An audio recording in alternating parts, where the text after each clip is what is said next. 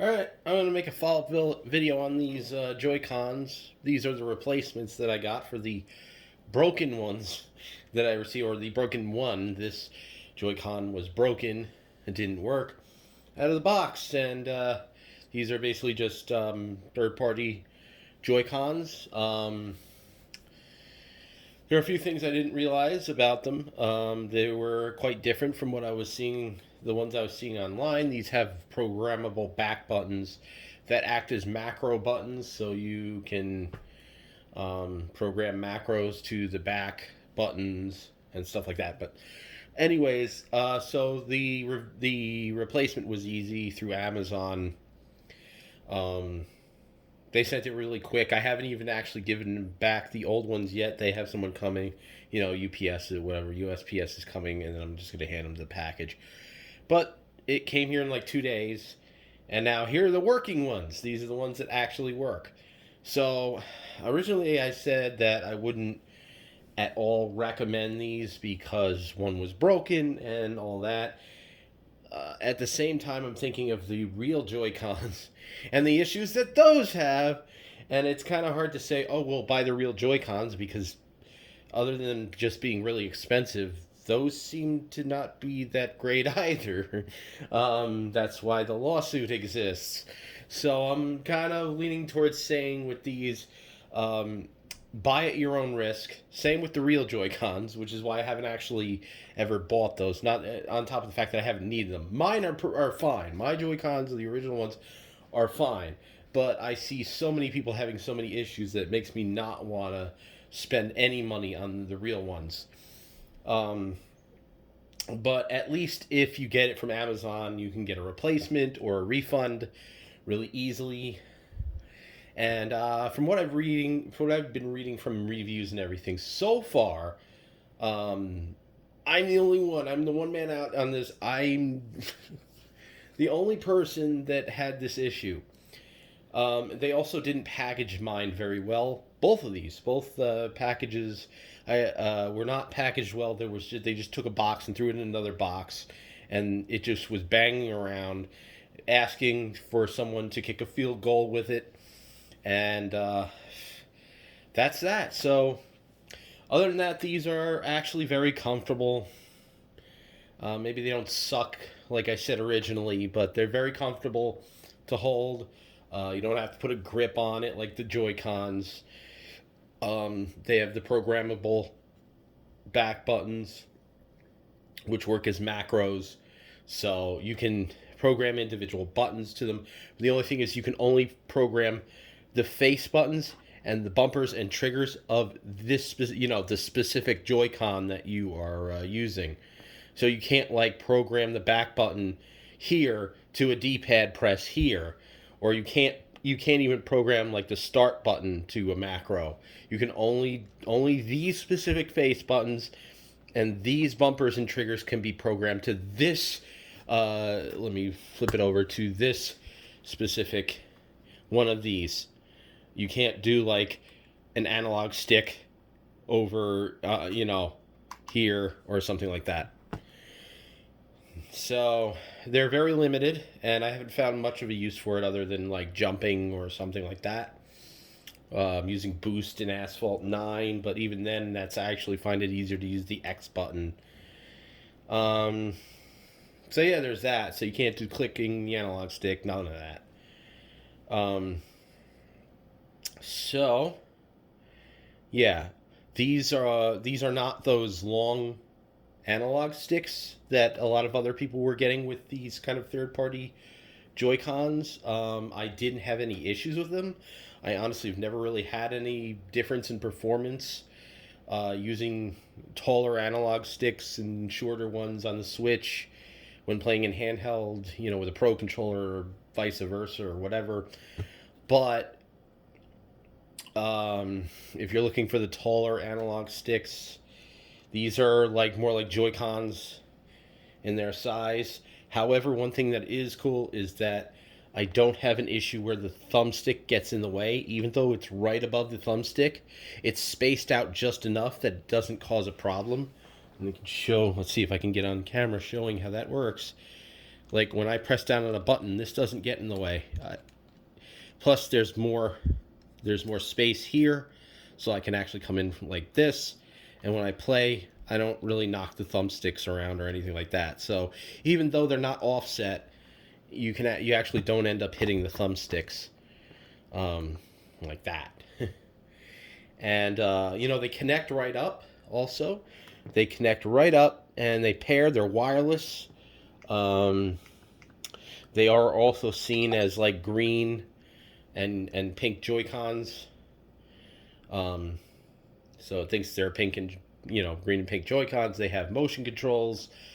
They have rumble. The rumble's kind of weak. It's kind of random. It doesn't feel like. It just feels like something's going crazy for some reason, and I don't know. It just doesn't. This is my complaint with the rumbles. It doesn't make much sense. Um, some games, of course, are better than others, but it just seems like some games just don't make any sense when the rumble's going off. It just seems like it's going off for no fucking reason. But there's that. Motion controls work very good, actually. If anything, I feel like the motion controls are more accurate than my Joy Cons, but that may just be in my head. It felt more responsive than my Joy Cons for some reason.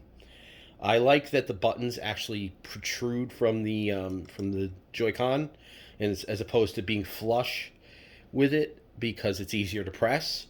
And there's no accidental presses. It's hard enough to press that you're not going to accidentally press it, but it's easy enough to press that you're not going to have to push down on the plastic to try to get it to press. So there's that.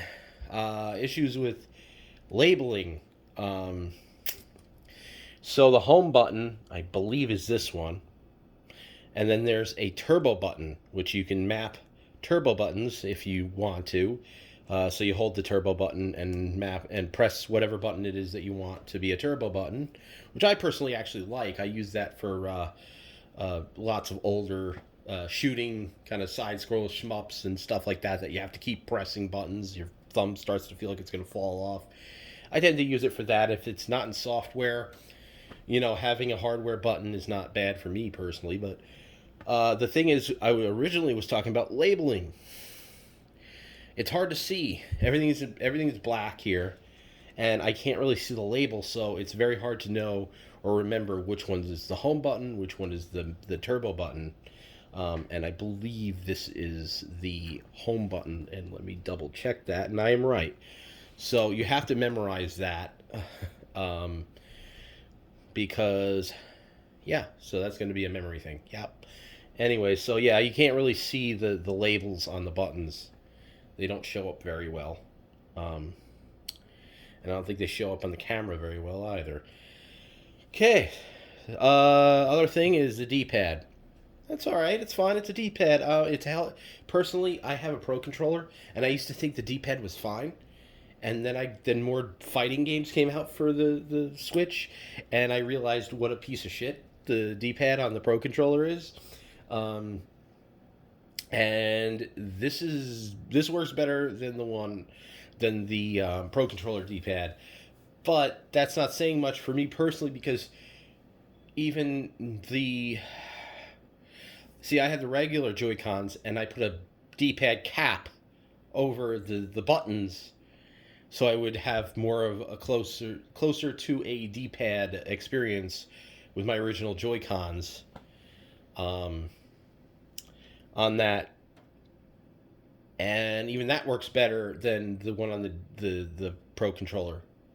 So I just stuck a D-pad cover over the buttons, and that seems to yield better results than the D-pad on the Pro controller. So it's fine. The only thing is it does press all the way down. It's like one button basically, and then it's got a bit of a mushy kind of click to it.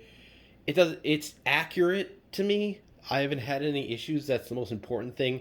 It's not too hard to press, like some D-pads I had that actually hurt me when I'm pressing down on them. You have to press so hard on them, and it's accurate enough.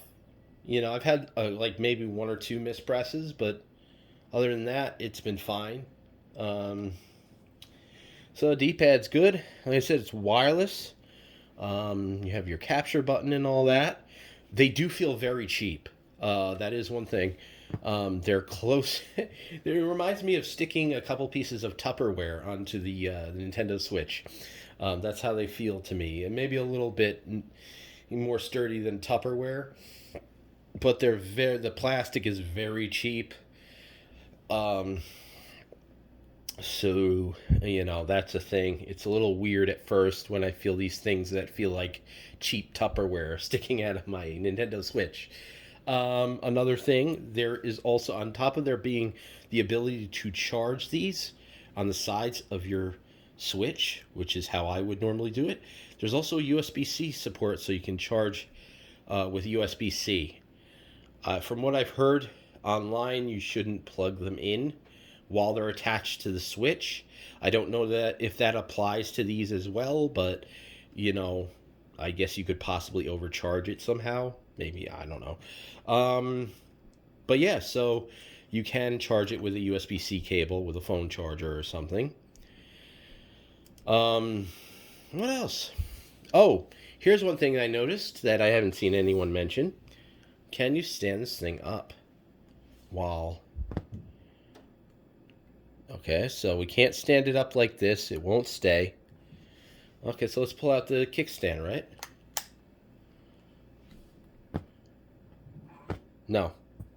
So you'd need a stand. If you're going to keep the Joy-Cons on here, you're going to need a stand.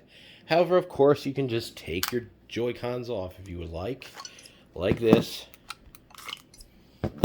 And, of course, you can always use your stand. We all know that. And then you can use the Joy-Cons in tabletop mode, because these are wireless and can connect wirelessly. So, and there we have the wireless. Let's see if we can show the responsiveness. It's fine. I didn't have any issues with it. And while we have these off, one other thing, if I can get it, I'll have to go grab it real quick. Here it is, right next to me. All right, so we have the grip. I showed this before, but, I was a little annoyed because it wasn't working right. So we have our little thing here and here. And this actually works fairly well. I like the slant on it. It makes it feel a little more ergonomic. And it works nice as a kind of like pro controller type idea there. So it's very comfortable to hold. It's not as comfortable as something like, say, the Joy-Cons with something like this. The Satisfy grip. This is the original Satisfy grip. But this has a lot more to hold on to. But at no point have I ever had like terrible hand cramps when using this. Which I had really bad hand cramps with the Joy-Cons, which is why I have the Satisfy grip. I also have the other grip. If I can find that one. Here it is. It's actually got my Joy-Cons in it. So I got this one. This is the one for the kind of... Yeah, this is to replace that dog face controller thingy. And that's, I would say, is more comfortable. Yeah, it's more comfortable. But at the same time, like I said, this, I didn't have any issues with it. I played first-person shooters and all that. And, yeah, it has a proper D-pad, an actual D-pad. Not just like I have here is this cover here. Instead of modifying the Joy-Cons, I just put a D-pad cover on top of it. And that actually doesn't work that bad. There's no pivot on this either, but the newer ones have a pivot. But other than that, these ones are fine. Like I said, because of the broken one, I'd say buy at your own risk. But again, it's really, if these if the official ones are giving people issues like that too, then I'd rather lose out on $40, which I don't think you will have to lose out on the money, but I'd rather lose that than 80 or whatever it is they're charging now for Joy-Cons. I think it's 80 for 2 Joy-Cons and 40 for one. So yeah. So I think I may have covered what I can. Talked about stuff. What did I talk about? Oh, battery life. I haven't had an issue, but I don't really take the Joy-Cons off normally. But so far, the battery life has been fine. The battery is smaller than the batteries in the Joy-Cons, the original Joy-Cons here. But other than that, if you're looking for a cheaper set of Joy-Cons, you try it. You try it. At least unlike the Pro, what are those called? The Hori Split Bed Pro. These actually have the rumble, even though they're the rumble's kind of crap, but it has motion controls. Those work. That works really well, and you have the back buttons and all that. So my opinion is kind of changed on it, but still be careful. Like I said, I already received a broken one straight out of the box, and cheap Chinese stuff has a tendency to sometimes just be broken. In general, whether it's Chinese or not, cheap shit it has a tendency to be cheap shit. But sometimes you get something that's really good, and I'm hoping this will last. And I will update it if something happens. I will let you know. So thank you for watching.